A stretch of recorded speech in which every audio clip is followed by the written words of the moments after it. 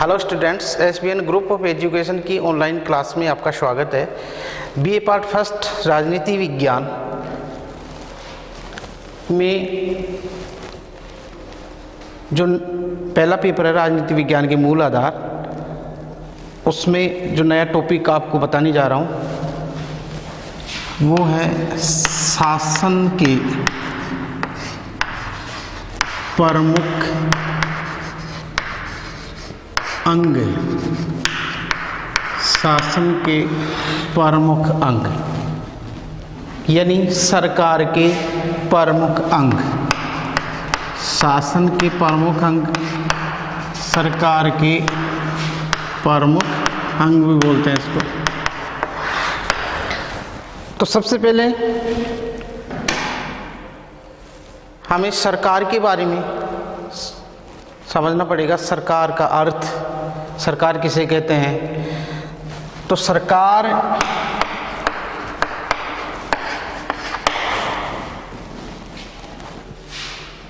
एक ऐसी एजेंसी है जिसके माध्यम से राज्य की इच्छाओं की पूर्ति की जाती है। सरकार का अर्थ है, सरकार एक ऐसी एजेंसी है जिनके माध्यम से राज्य की इच्छाओं की पूर्ति होती है। तो कहने का तात्पर्य हो गया, राज्य की इच्छाओं की पूर्ति करने वाला जो यंत्र है, वो साधन है, उसको सरकार कहते हैं। ये सरकार का अर्थ हो गया। और प्रसिद्ध विद्वान गार्नर ने राज्य के जो 4 तत्व बताए थे, गार्नर ने राज्य के 4 तत्व बताए थे। राज्य के 4 तत्व बताए थे। जनसंख्या, भूभाग, सरकार और संप्रभुता। इस प्रकार इनमें जो तीसरा तत्व है वो राज्य का तत्व है, सरकार कहलाता है। यह राज्य का मूर्त तत्व है, महत्वपूर्ण तत्व है, आवश्यक तत्व है, जिसके बिना गार्नर ने कहा है कि कल्पना संभव नहीं है। गार्नर ने सरकार की परिभाषा देते हुए कहा कि, गार्नर के अनुसार सरकार की परिभाषा, गार्नर ने सरकार की परिभाषा देते हुए कहा कि सरकार वह संगठन है जिसके द्वारा राज्य की इच्छाओं की पूर्ति की जाती है। अर्थात सरकार वह संगठन है जिसके माध्यम से राज्य अपनी इच्छाओं की अभिव्यक्ति करता है, उनकी क्रियान्विति करता है, उनकी पूर्ति करता है।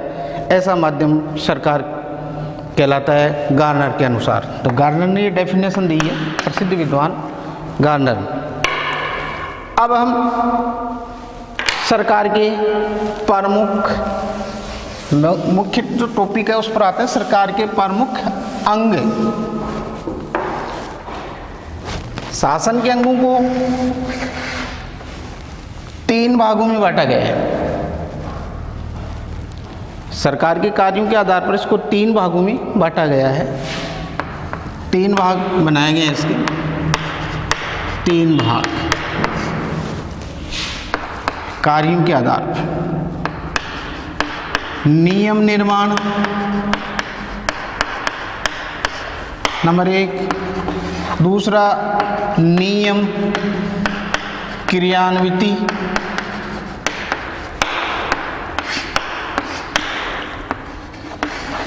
नियम, तीसरा है नियम अधिनिर्णय। अतः इनके आधार पर सरकार के 3 अंगों का निर्माण होता है। नियम निर्माण करने वाला जो अंग कहलाएगा वो व्यवस्थापिका होगी। व्यवस्थापिका सरकार का पहला अंग हो गया व्यवस्थापिका। नियम की क्रियान्विति करने वाला जो अंग है वो कहलाएगा कार्यपालिका। कार्यपालिका। और नियमों की व्याख्या करने का जो कार्य किया जाता है वो होती है न्यायपालिका। न्यायपालिका। अतः सरकार के 3 अंग हो गए क्रमशः व्यवस्थापिका, कार्यपालिका और न्यायपालिका। व्यवस्थापिका का प्रमुख कार्य कानून बनाना है, कार्यपालिका का प्रमुख कार्य कानून को लागू करना और न्यायपालिका का प्रमुख कार्य है कानून की व्याख्या करना। ये इनके प्रमुख कार्य के रूप में ध्यान रखेंगे अपन।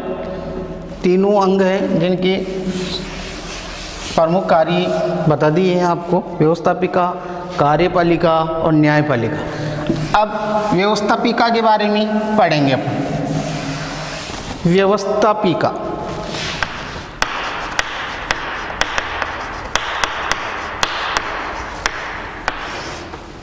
व्यवस्थापिका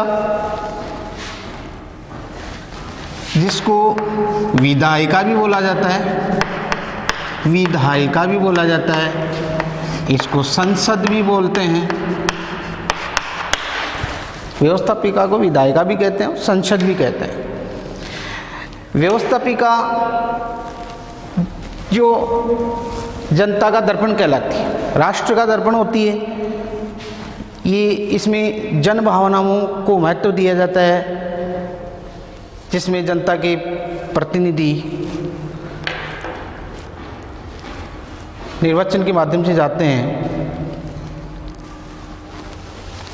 सदनों के अंदर। और व्यवस्थापिका अलग अलग देशों में अलग अलग नामों से जानी जाती है, जैसे भारत और ब्रिटेन। भारत और ब्रिटेन में इसको संसद, पार्लियामेंट के नाम से जाना जाता है। अमेरिका में संसद को कांग्रेस के नाम से जाना जाता है और जापान में संसद को डाइट के नाम से जाना जाता है तथा चीन में इसको जनवादी कांग्रेस कहा जाता है। स्विट्जरलैंड में राष्ट्रीय सभा बोला जाता है। तो अलग अलग देशों में व्यवस्थापिका के अलग अलग नाम बताए गए हैं। ये इन नामों को आप ध्यान रखें, जो मैंने आपको बताया। व्यवस्थापिका को अलग अलग देशों में अलग अलग नामों से जाना जाता है। व्यवस्थापिका जो होती है उसके संगठन के बारे में अपन अध्ययन करें। व्यवस्थापिका का जो संगठन है वो द्विसदनात्मक यानी 2 प्रकार से होता है। कहीं एक सदनीय है तो कहीं द्विसदनीय व्यवस्थापिका। व्यवस्थापिका का संगठन 2 प्रकार से, एक सदनीय व्यवस्थापिका, द्विसदनीय व्यवस्थापिका। द्विसदनीय व्यवस्थापिका एक सदनीय व्यवस्थापिका से हम ये समझेंगे जिस देश में संसद का एक ही सदन हो वो एक सदनीय व्यवस्थापिका कहलाएगी। जैसे यूनान, बुल्गारिया, इनमें एक सदनीय व्यवस्थापिका पाई जाती है। और द्विसदनीय व्यवस्थापिका से हम ये समझेंगे जिस देश में संसद के 2 सदन पाए जाते हों वो द्विसदनीय व्यवस्थापिका कहलाती है। उदाहरण के लिए जैसे ब्रिटेन की जो पार्लियामेंट है उसके 2 सदन हैं, कॉमन सभा और लॉर्ड सभा। उसी प्रकार अपने भारत देश है तो भारत देश में भी संसद द्विसदनात्मक है, जिसके 2 सदन हैं, निम्न सदन और उच्च सदन। यानी निम्न सदन के रूप में अपन ध्यान रखेंगे लोकसभा और उच्च सदन राज्यसभा कहलाती है, यानी प्रथम सदन और द्वितीय सदन। इसी प्रकार अमेरिका की संसद की भी 2 सदन होते हैं, प्रतिनिधि सभा पहला सदन कहलाती है और सीनेट द्वितीय सदन कहलाती है। तो ये दोनों एक सदनीय और द्विसदनात्मक जो इसका संगठन बताया गया है ये कंप्लीट है। अलग अलग देशों में अलग अलग व्यवस्थापिकाएँ पाई जाती है, कहीं एक सदनीय और कहीं द्विसदनीय। ये बातें व्यवस्थापिका के बारे में बताई गई हैं। अब अपन चर्चा करते हैं व्यवस्थापिका के प्रमुख कार्य। व्यवस्थापिका के प्रमुख कार्य, मेन फंक्शन कौन कौन से हैं, कौन कौन से कार्य करती है व्यवस्थापिका, जिसमें बिंदुवार अपन अध्ययन करेंगे व्यवस्थापिका के कार्यों में। पहला कार्य विधायी कार्य। विधायी कार्य ये व्यवस्थापिका का प्रथम कार्य कहलाता है, जिसके अंतर्गत व्यवस्थापिका नियमों का निर्माण करती है, यानी कानून बनाती है, विधेयकों को तैयार करके, यानी लोकमत का जो कच्चा प्रारूप होता है उनको विधेयक के प्रस्ताव के रूप में रखकर संसद के अंदर उनको पास करती है और कानून बनाती है। ये कार्य कहलाता है विधायी संबंधी कार्य। दूसरा जो कार्य होता है व्यवस्थापिका का कार्य, जो दूसरा है वो कहलाता है वित्तीय कार्य। वित्तीय कार्य, वित्तीय कार्य में ये बताया गया है मुख्य रूप से संसद बजट को पास करती है। बजट संबंधी जो कार्य है वो वित्तीय कार्य कहलाता है। बजट में आप क्या समझेंगे? बजट से तात्पर्य है जो प्रतिवर्ष आय व्यय का जो विवरण प्रस्तुत किया जाता है वो बजट कहलाता है। और बजट को पारित करने का काम व्यवस्थापिका का है।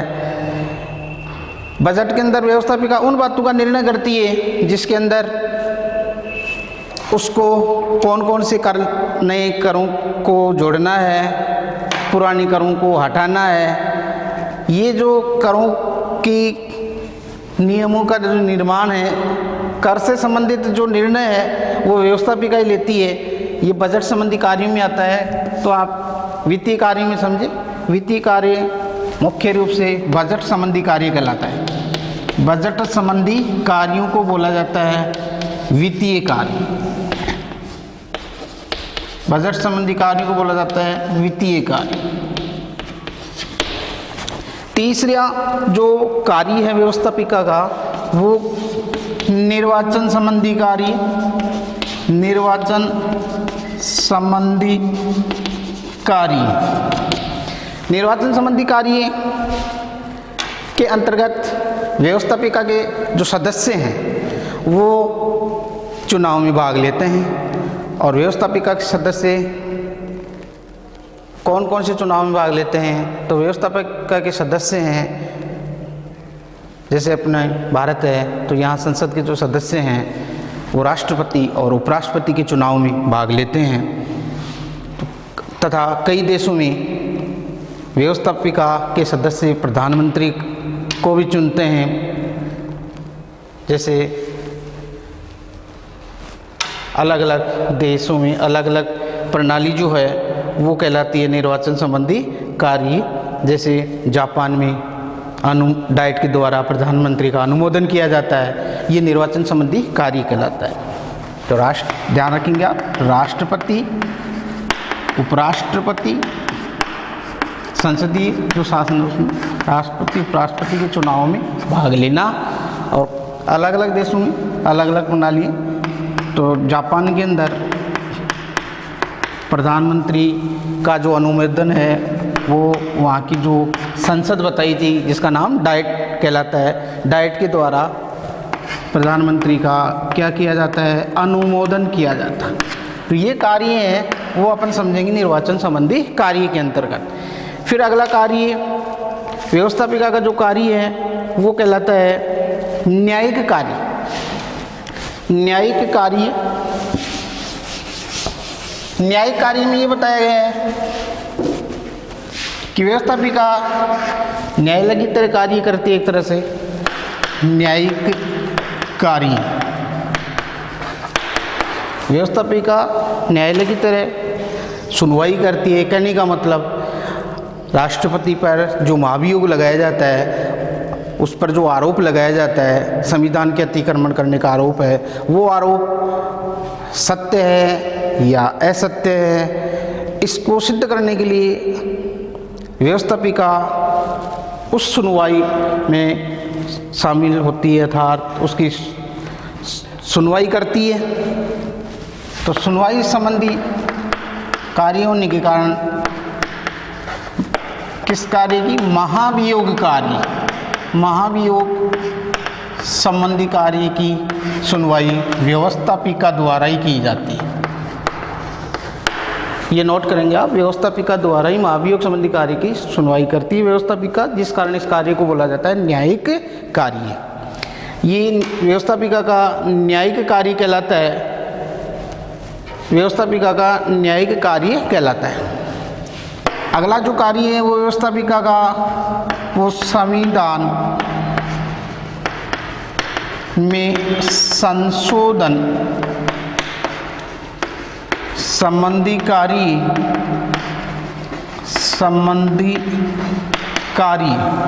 संविधान में संशोधन संबंधी कार्य कहलाता है।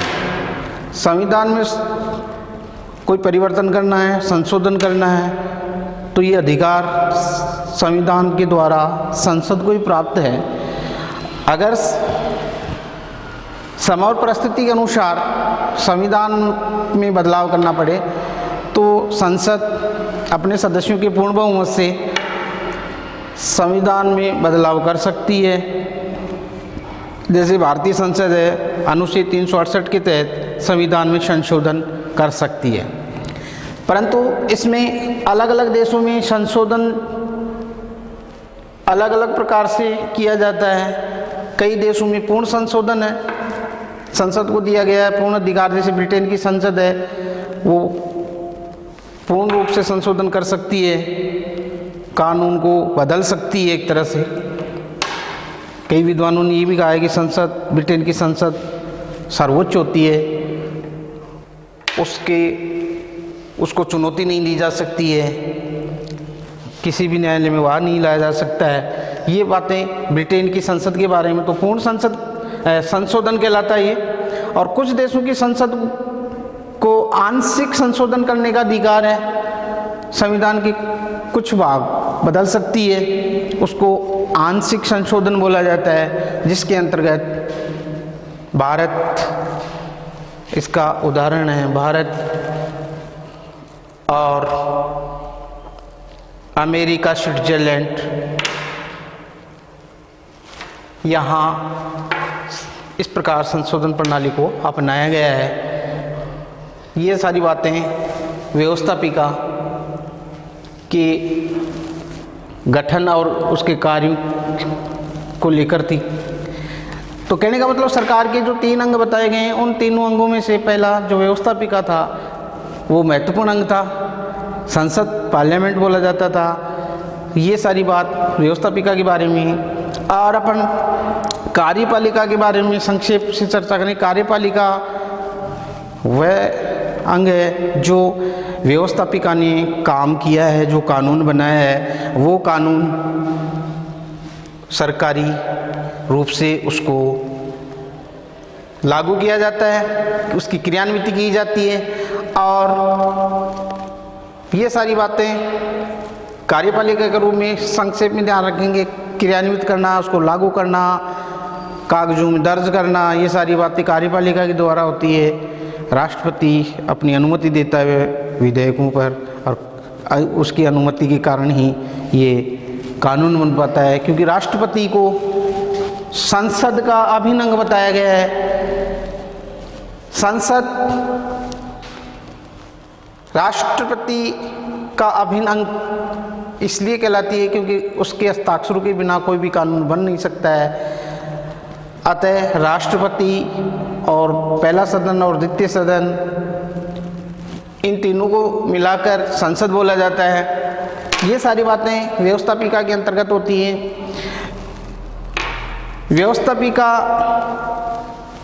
जो है वो महत्वपूर्ण दर्पण होने के कारण एक तरह से ये जनता की जन भावनाओं, जन समस्याओं का समाधान करता है, उनकी सुनवाई करता है और जनता को राहत पहुंचाने का कार्य करने वाला जो साधन है वो व्यवस्थापिका कहलाती है। व्यवस्थापिका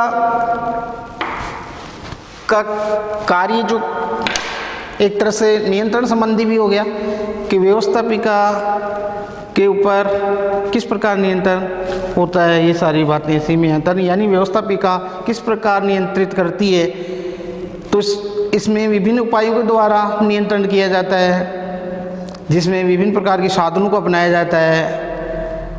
अविश्वास प्रस्ताव लाकर, निंदा प्रस्ताव लाकर और ध्यान आकर्षण प्रस्ताव लाकर, प्रश्नकाल की प्रक्रिया को अपनाकर, इन साधनों के द्वारा ये व्यवस्थापिका के नियंत्रण के साधन कहलाते हैं। तो ध्यान रखेंगे, व्यवस्थापिका के नियंत्रण के साधन है निंदा प्रस्ताव, अविश्वास प्रस्ताव, ध्यान आकर्षण प्रस्ताव और शून्य ये प्रश्नकाल जो होता है, उसके माध्यम से संसद में विभिन्न प्रकार के प्रस्ताव लाए जाते हैं और सदस्यों पर, मंत्रियों पर नियंत्रण बनाया जाता है ताकि वो मनमानी नहीं करे, सरकार की निरंकुशता नहीं बनी रहे और उनके बीच इन्हीं प्रस्तावों के माध्यम से तर्क वितर्क होता है, संसद के अंदर वाद विवाद होता है, बहस होती है। इस प्रकार वो नियंत्रित रहते हैं। ये सारी बातें व्यवस्थापिका के बारे में बताई गई है। आज के लिए इतना ही, धन्यवाद।